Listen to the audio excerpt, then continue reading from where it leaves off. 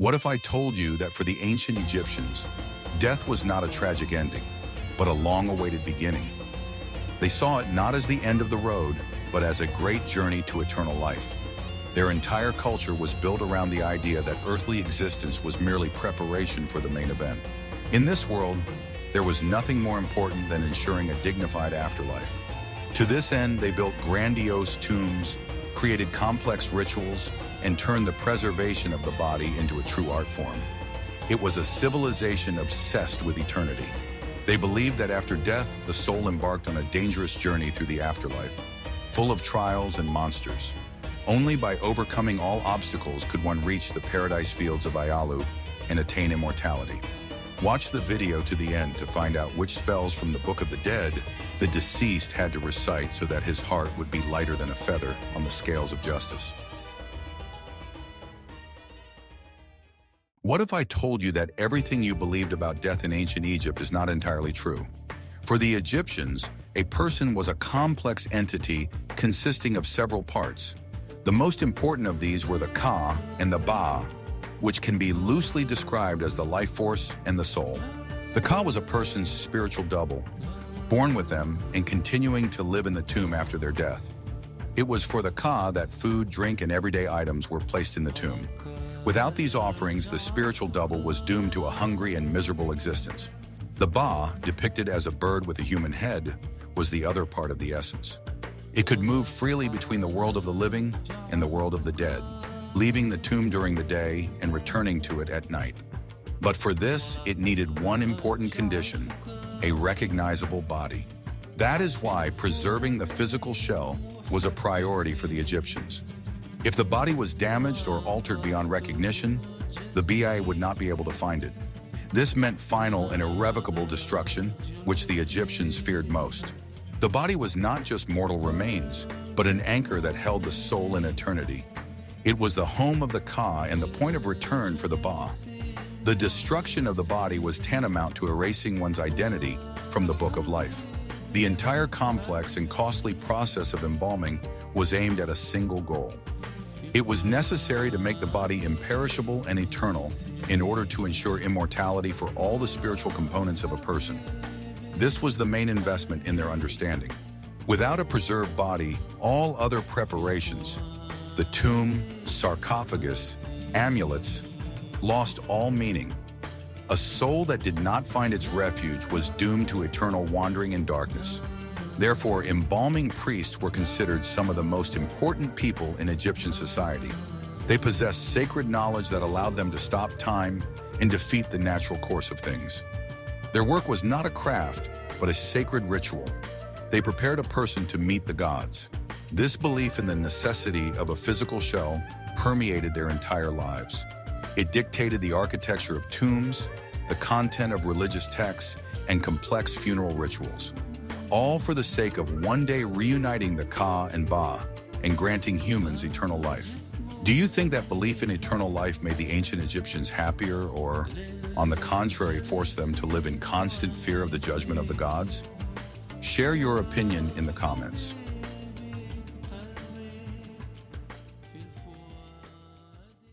Are you ready to learn the truth about a process that took 70 days and required knowledge passed down from generation to generation? Embalming was a complex ritual that could only be performed by specially trained priests. The entire process was shrouded in mystery and strict rules. The first and most important stage was the preparation of the body. Priests performed special procedures to prepare the deceased for the long process of preservation. This required precision and a deep knowledge of anatomy. Then the body was placed in natron, a natural salt mined in desert wadis. Natron drew all the moisture out of the tissues, stopping the decomposition process. The body remained in this salt cocoon for about 40 days. While the drying process was underway, the priest prepared special vessels called canopic jars. These were used to store important internal organs, which also underwent a preservation process. Each canopic jar had a lid in the shape of the head of one of the 4 sons of the god Horus, who were supposed to protect them. After complete drying, the body became very light and ready for the next stage. It was thoroughly cleaned and rubbed with aromatic oils and resins. These substances not only gave the body a pleasant smell, but also had preservative properties. Then the longest and most laborious stage began: swaddling. The body was wrapped in hundreds of meters of the finest linen bandages. Each finger, each part of the body, was swaddled separately with great care. The priest placed numerous amulets between the layers of bandages. Each amulet had its own magical purpose and was supposed to protect a specific part of the body. This process could take up to 2 weeks. When the wrapping was complete, a funeral mask was placed on the head. For pharaohs and nobles, it was made of gold and precious stones. The mask was intended not only to preserve the facial features, but also to serve as magical protection. The entire embalming process took exactly 70 days. This number was not accidental and had astronomical significance associated with the star Sirius. At the end of this period, the body was ready for burial. Do you think this complex process was more of a religious ritual or an early scientific practice? But preserving the body was only the first step. Are you ready to learn about the priest's most closely guarded secret? How to use magic and symbols to protect the soul on a dangerous journey?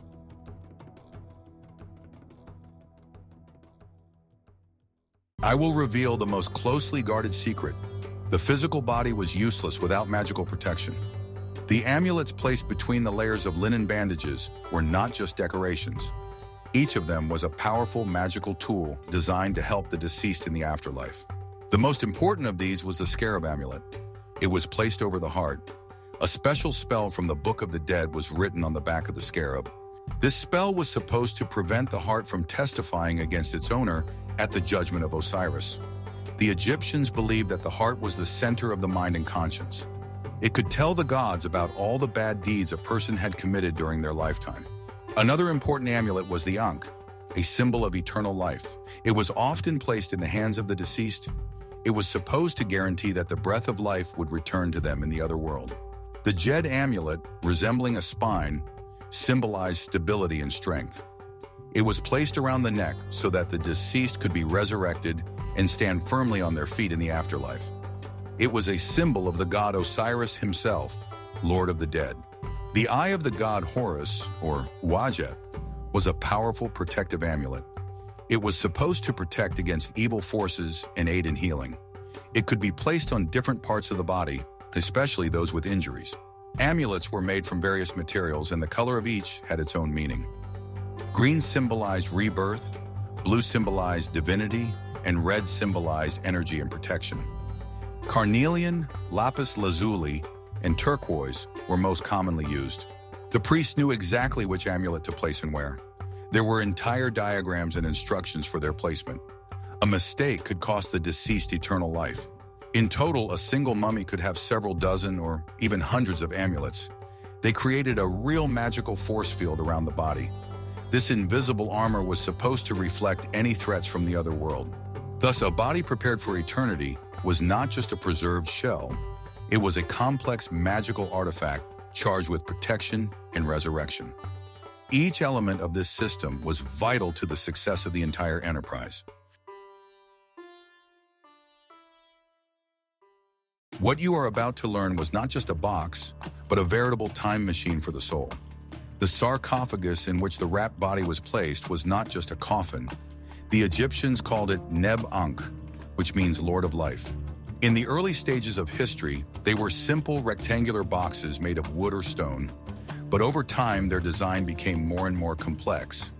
Wealthy Egyptians and pharaohs had sarcophagi nested inside each other like Russian dolls. Each layer of this protection had its own sacred meaning. The outer sarcophagus, usually made of stone, symbolized the tomb and protected against external threats. The inner ones, often anthropomorphic, that is, repeating the shape of the body, served as a replacement for the body itself.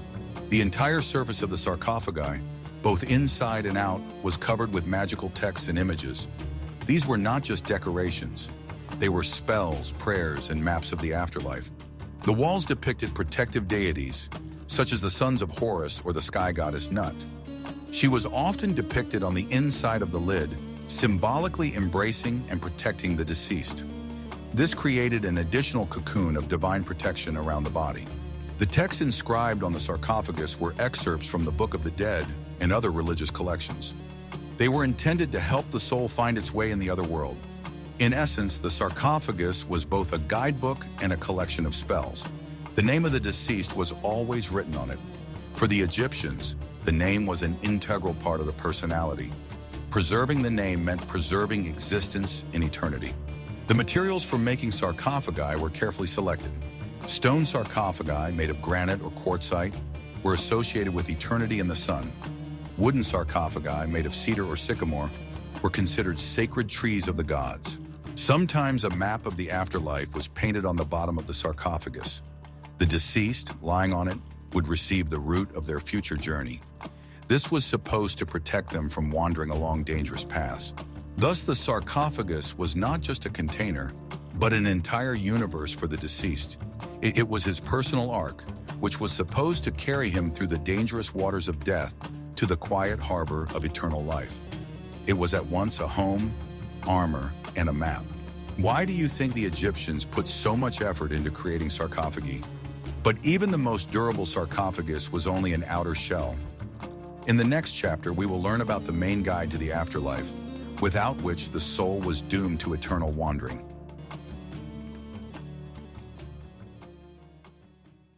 Contrary to popular belief, the Book of the Dead is not a single work. It is a collection of nearly 200 magical spells, hymns, and prayers. They were written on papyrus scrolls, which were placed in the tomb. The full title of this collection translates as Chapters on Coming Forth by Day. This accurately reflects its purpose.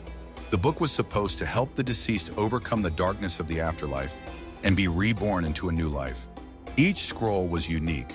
It was compiled individually for a specific person, depending on their status and financial capabilities.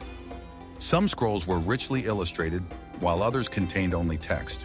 The Book of the Dead was a kind of instruction manual for survival in the other world.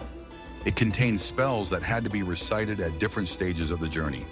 For example, there were spells to scare away snakes and other monsters guarding the gates of the realm of the dead. The book also contained passwords and correct answers that had to be known in order to pass the guards. The afterlife, or duat, was imagined by the Egyptians as a labyrinth full of dangers. It was impossible to pass through it without a guide. One of the most important chapters was about the weighing of the heart. It contained a detailed description of the ceremony of Osiris's judgment.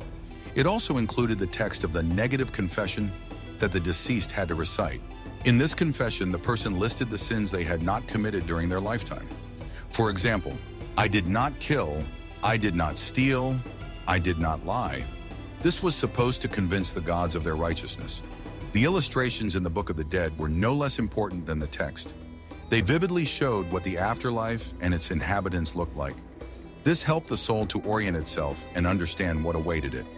The scroll was usually placed directly in the sarcophagus, next to the body.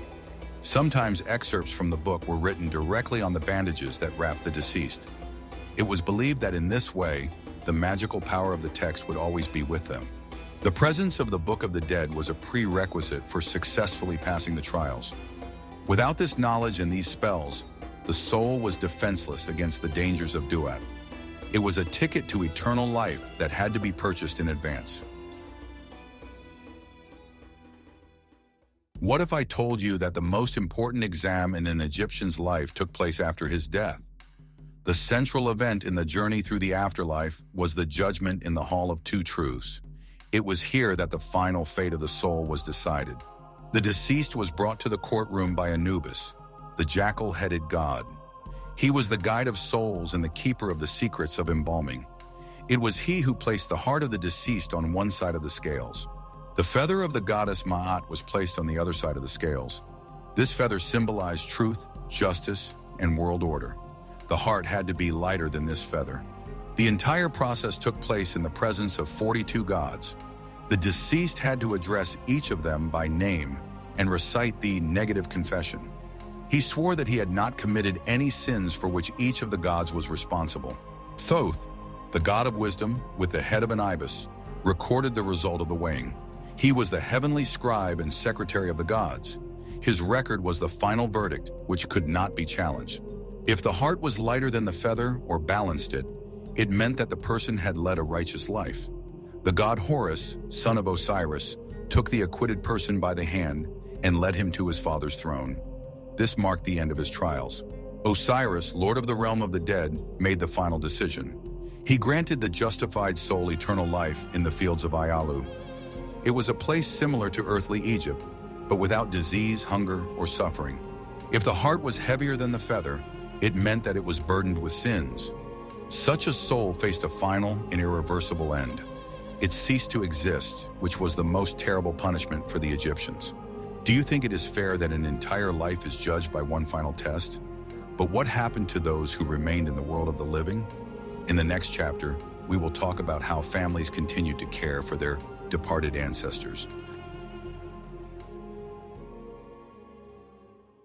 The deceased's journey to the afterlife did not mean that the living forgot about them. On the contrary, the family had an important responsibility to support the existence of their ancestor. This connection between the worlds was not to be broken. The Egyptians believed that the Ka, the life force of the deceased, continued to dwell in the tomb. And, like all living things, it needed food and drink. Providing the Ka with everything it needed was the main task of the relatives. For this purpose, each tomb had a special above-ground section, a chapel. Family members could come here to bring gifts. These were usually bread, beer, vegetables, and pieces of meat. Inside the chapel was a so-called false door. It was a stone slab imitating an entrance through which, as the Egyptians believed, the spirit of the Ka could leave the burial chamber. It was in front of this door that offerings were left. The funeral itself was accompanied by an important ritual called opening the mouth and eyes. The priest symbolically touched the mouth, eyes, and ears of the mummy or its statue with special instruments. It was believed that this restored the deceased's ability to see, speak, and eat in the other world. If for some reason the family was unable to bring real gifts regularly, magic came into play. The walls of the tomb were covered with images of all kinds of delicacies. It was believed that the deceased could feed on these painted foods. In this way, death did not sever family ties. It merely transferred them to another plane. The living and the departed continued to depend on each other, forming a single chain of generations.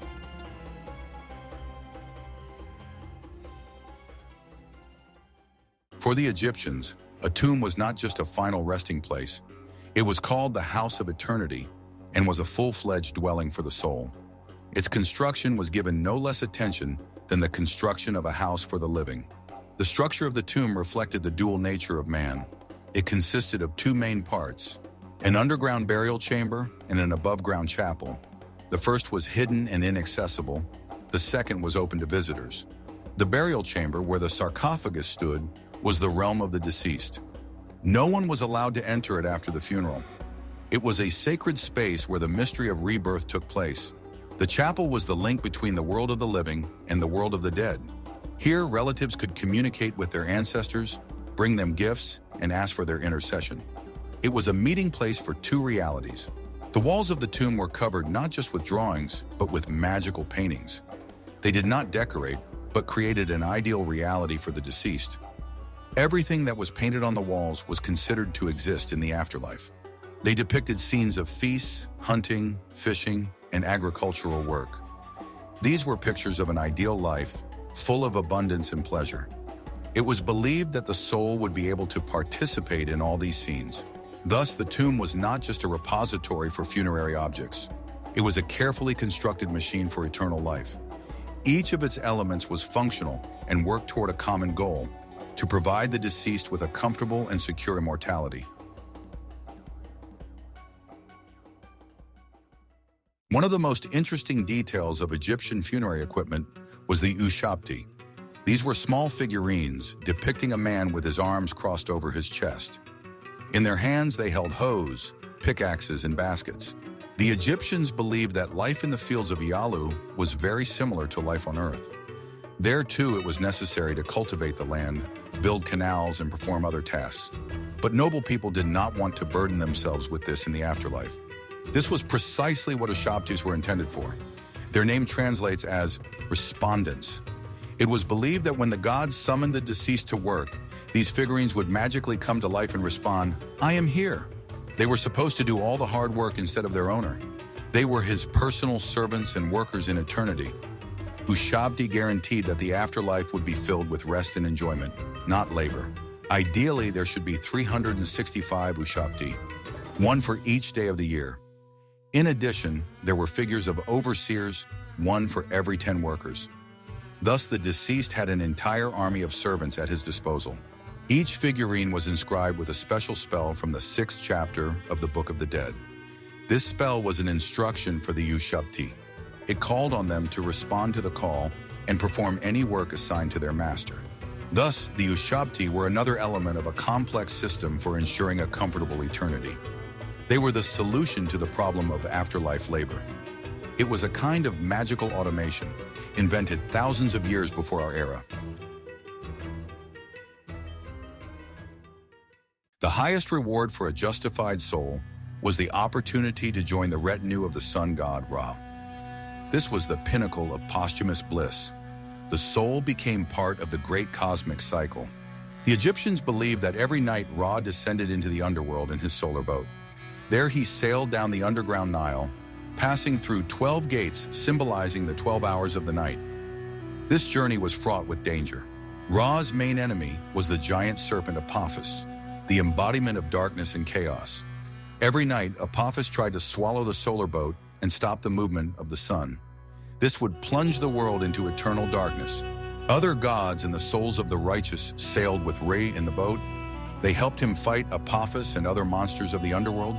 Being part of this team was a great honor. The souls of the dead who had earned this right became defenders of the world order. They actively participated in the eternal battle between light and darkness. Their existence took on a new cosmic meaning.